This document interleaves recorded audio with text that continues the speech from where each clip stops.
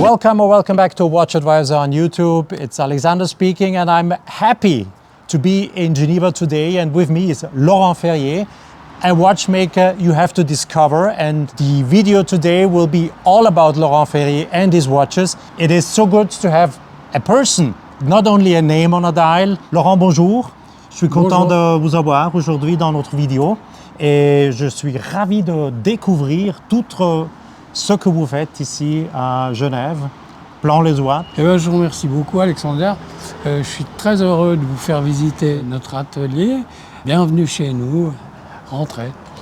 Let's go. Take the camera. Jorge, let's go in and discover what Laurent Ferrier is doing. It's amazing, I can tell you.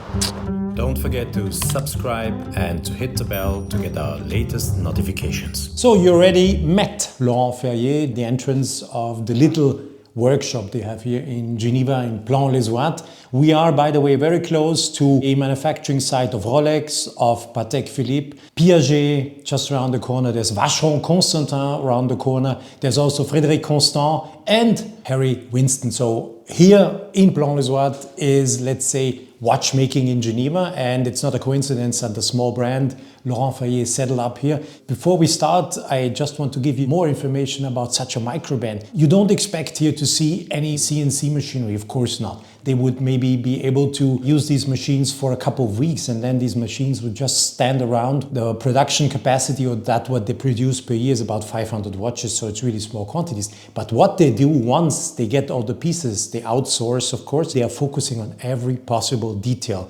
Tolerances to precision, then the finishing of all the main plates to all the parts, and they do it really by hand. There is no machinery, and this is very particular because Laurent, he insists that they do it the way as the old watchmaker did it, and the huge manufacturers today can't do it because it's just not feasible for them to do it. So it's very interesting to see these kind of micro brands positioning in between the big ones. Quality-wise, they do an excellent job, comparable eye to eye with the big ones, and they deliver smaller quantities for those who are interested to buy a brand that is maybe not so known, but known for people who are aficionados and they like watches, so they will recognize. Wearing a Laurent Ferrier today, you will probably not be very much recognized. That's a good thing because in these days, you know, watches are also stolen from wrists. If you wear the sports watch of Laurent Ferrier, it's most likely it will stay on your wrist. If you wear a Nautilus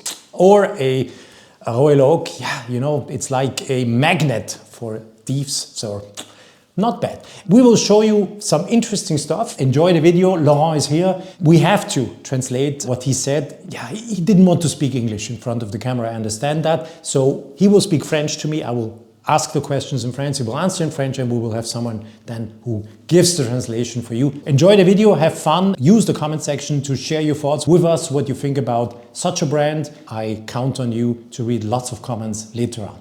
See you then.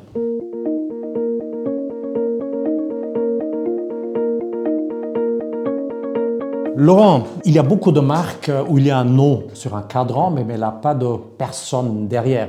Aujourd'hui, on a la chance de vous présenter ici dans cette vidéo à notre audience dans le monde entier l'aventure Laurent Ferrier. Ça a commencé quand? L'aventure de la marque Laurent Ferrier, j'avais depuis toujours un grand amour pour le sport automobile et j'avais participé plusieurs fois aux 24 heures du Mans à quelques autres courses. Et en 1979, avec mon ami François Servanin, nous avions bien terminé et je lui avais offert une Nautilus Patek Philippe. Et quand on se voyait, il me disait « Mais Laurent, tout le monde me dit Patek Philippe est la plus belle marque du monde, mais c'est tellement difficile d'en avoir. Un jour, on va monter une marque nous-mêmes. » Et c'était comme ça une idée, mais comme quand on est en vacances en Corse et qu'on se dit on va monter un restaurant de plage au lieu de travailler dans une banque ou dans une assurance. Et en 2009, François me rappelle et il me dit « Écoute, c'est le tout dernier moment, est-ce qu'on l'a créé, cette marque, ou pas ?» Et François n'était pas un collectionneur de montres, pas un amoureux de l'horlogerie spécialement, c'était un entrepreneur. Et il m'a laissé carte blanche totale. Et comme mon fils Christian était à l'époque constructeur de mouvements chez Roger Dubuis, je me suis dit que ça pourrait être pour lui l'occasion de travailler dans une entreprise familiale avec moi. Donc c'est lui avec qui j'ai travaillé évidemment le premier à l'élaboration du mouvement. Et c'est arrivé comme ça. C'était un coup de poker. Je pense que si on avait été raisonnable, on ne l'aurait pas fait. En plus, c'était en 2009, donc il y avait la crise de 2008. Donc c'était un moment délicat. Mais j'avais une idée assez précise de ce qui me plaisait au niveau de l'horlogerie, mon fils Christian aussi.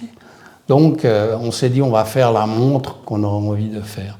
Et ça a commencé comme ça. Et la montre que vous avez envie de faire, c'était quel type de montre? Une montre de très très belle qualité. Le tourbillon, c'était ce qu'on avait choisi parce que c'était quelque chose qu'on maîtrise bien. C'est pas des trop grandes complications comme des triples tourbillons gyroscopiques avec l'âge de la date de Pâques de 2132.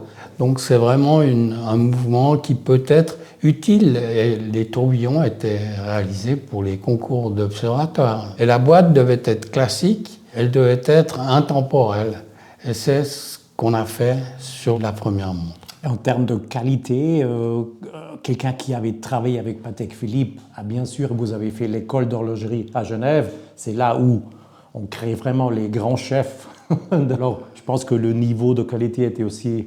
Non, il y a des tas de grands horlogers qui viennent d'ailleurs, mais l'idée était, après avoir travaillé aussi longtemps chez Patek Philippe, je me suis rendu compte que la qualité était fabuleuse, elle l'est toujours, mais comme maintenant ils ont des volumes de production importants, il y a des choses qu'ils ne peuvent plus faire à la main et qu'on ne leur demande pas du reste.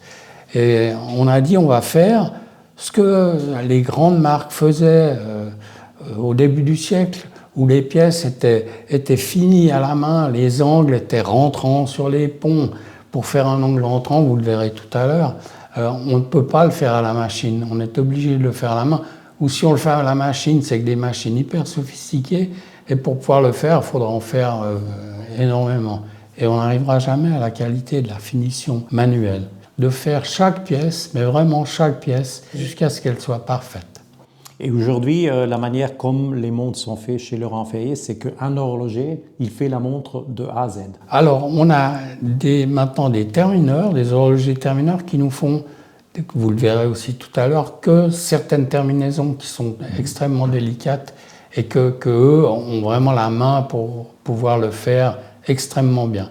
Les horlogers sont capables de le faire, ils peuvent le faire de temps en temps, mais comme ils sont moins habitués, ils vont prendre un petit peu plus de temps pour le faire. Donc on a une catégorie d'horlogers qui font de la terminaison, et après l'horloger prend toutes ses pièces, évidemment de A à Z. Et il faut dire aussi que toutes nos pièces, tous nos mouvements sont créés entièrement chez nous. Nous après, on donne les pièces à faire à des sous-traitants, qui sont des gens extrêmement compétents, qui ont des machines sophistiquées, et pour faire un mouvement, les ponts, la platine, il faut avoir une machine commande numérique, qui sont des machines qui sont onéreuses, et pour faire le nombre de pièces qu'on réalise nous par année, on s'en servirait pendant 3 semaines, puis après elle n'aurait plus d'utilité. Donc le but, c'était de dire on conçoit toutes les pièces, la boîte, le cadran, les aiguilles, évidemment le mouvement dans son entier, et on commande toutes ces pièces à l'extérieur. Après, chez nous, elles sont terminées et elles sont montées, évidemment, par un seul horloger qui fait le montage de A à Z, qui fait le contrôle de réglage, après qui fait le contrôle final et l'emboîtage. Et c'est là où nous allons démarrer maintenant pour voir comment une montre chez Laurent Ferrier se fait.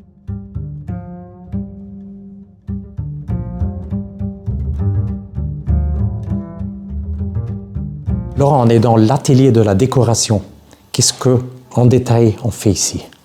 Alors, ici, nos horlogères et notre horloger sont des spécialistes vraiment de la décoration, donc où tout est terminé à la main. Les ponts sont terminés à la main, les côtés, les angles sont réalisés, et après avoir utilisé plusieurs tailles de cabron pour avoir le résultat le plus fin possible, il y a le polissage terminal, et tout doit être poli, et les angles sont faits à la main, les angles rentrants sont faits à la main. C'est des angles qu'on ne peut pas faire mécaniquement.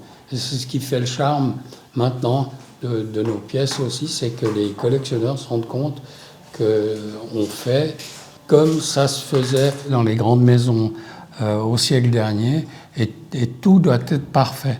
Et quand que ce soit les polis, que ce soit les satinages, que ce soit les perlages, tout doit se faire à la main. Si on veut imaginer le temps que ça prend pour faire une terminaison à ce niveau, qu'est-ce que vous dites? C'est des heures, c'est des jours? C'est des jours. C'est des jours par pièce? Pour une pièce, oui, oui. C'est fascinant, ouais. Et surtout, on doit aller jusqu'au bout de son travail. On n'a pas un temps précis, on n'a pas 3 heures et 20 minutes pour faire une pièce. Les pièces doivent être faites le mieux possible. Et le temps que ça prend, ça prend. Et le temps que ça prend, ça le prend. Évidemment, il ne faut pas traîner sur les pièces, mais les gens qui sont là le font très soigneusement. Donc Laurent, une fois que les pièces sont contrôlées, décorées, finalement, par kit, ils vont arriver chez l'horloger, et c'est l'horloger qui fait un montage d'abord, et il fait un remontage après. Expliquez ça un peu en détail. Qu'est-ce que l'horloger fait avec un mouvement chez Laurent Ferrier? Alors les horlogers chez nous, que ce soit Vincent ou Henri, tous nos horlogers reçoivent un kit de montage, comme vous l'avez dit, qui était complètement contrôlé, les pièces sont terminées. Il fait un premier montage pour contrôler que tout fonctionne le mieux possible. Des fois, quelques centièmes peuvent faire qu'un rouage vienne à se freiner à un certain endroit.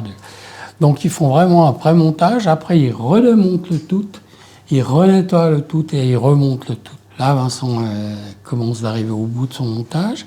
Une fois que le mouvement est assemblé, il fait un contrôle mécanique, le contrôle de la qualité du réglage. Et puis après, il fait la mise en boîte complète avec le cadran, les aiguilles, la mise en boîte et le contrôle de l'étanchéité. Et après, encore un contrôle final au niveau de la chronométrie.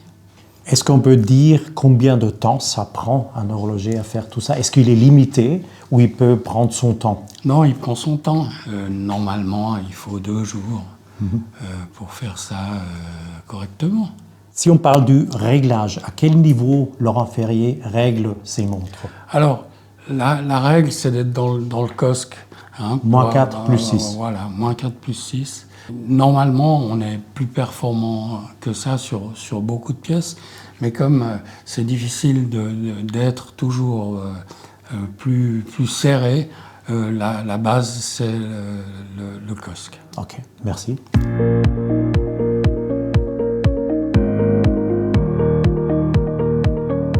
Well, hours later, we started this morning at 9 o'clock. It's now 2 o'clock. We are done. And it was very interesting to see how such a microbrand works and functions. I hope you like the video you have just been seeing. As I already said in the beginning, please use the comment section, share your thoughts with us, tell us about your personal maybe experiences you had already with Laurent Ferrier, and in case you did not, tell us what you think about such a brand. And yeah, I'm very keen to answer your questions if you have some, keen to read your answers, and yeah, stay tuned at Watch Advice on YouTube, where normally the watches are the stars, but sometimes we need to show the personalities behind, like Laurent Ferrier, and me you don't see very often in a video, and I will disappear right now. Bye-bye.